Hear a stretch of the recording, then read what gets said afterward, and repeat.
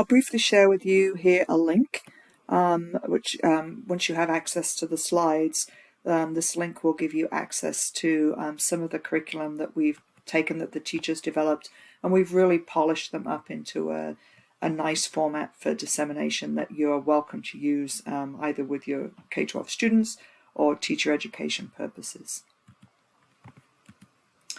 So I'd like to finally address some critiques of STEM education and some things that have been coming up more recently that have changed some of the ways that we're thinking about our work and refining the work that we do.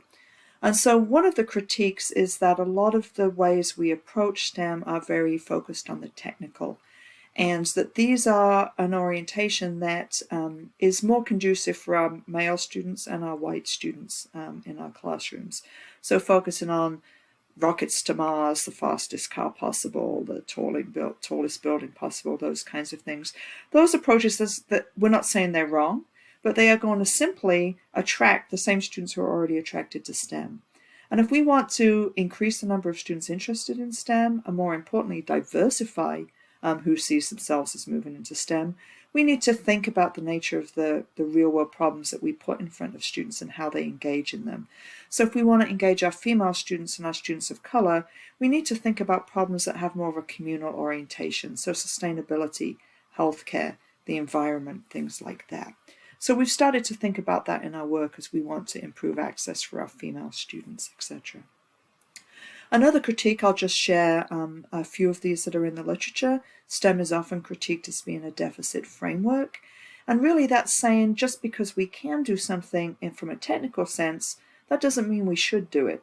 We also need to think about the social or cultural space within which we do this technical work. And we have to think about the consequences, who's hurt, who benefits from these kinds of decisions. And this is bringing in thinking from the social sciences as well as the technical disciplines, right? And so Zeidler and Sadler also talk about the need to think about values and character development, right? The morals and ethics of the way that we work with STEM problems and engineering design challenges in the real world. And so I'll just share it's a nice way to think about this. It may be oversimplifying, but I really like this. It's a nice way that we were able to talk with our students about this. And this is some work published by Jacob Pleasance. And he talks about different kinds of problems that we can engage students in. So much of what I've shared with you, the laser security system, it's a technical problem, right? We're figuring out how to set up some lasers to prevent theft. And we're avoiding the messy social, cultural aspects that are inherent in the real world and real world problems. So those are pure STEM problems.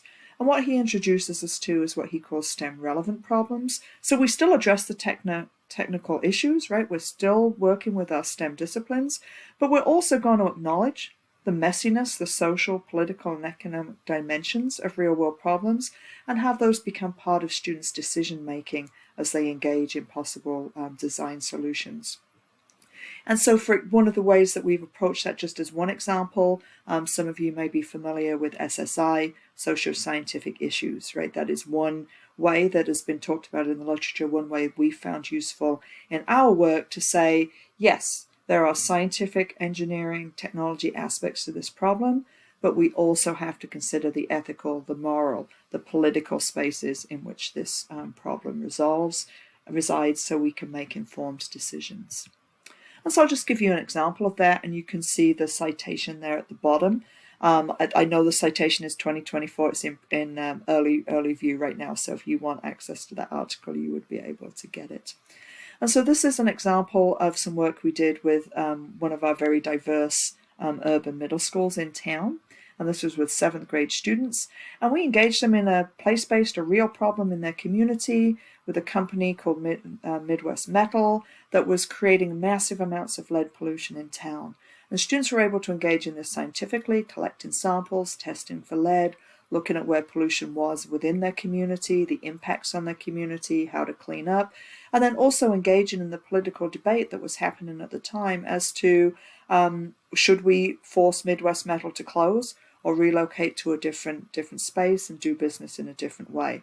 So students were able to engage on the technical, right, engage in learning around science, but they also were able to engage in the socio-cultural aspects that were incredibly meaningful to them in their communities and really were very motivating to the female students and students of color who lived in that community. And what you'll also see in this paper is some other examples and how we've expanded our framework to talk about community engaged STEM, which are ways to bring in that socio-cultural messiness and also to better engage people who are currently underrepresented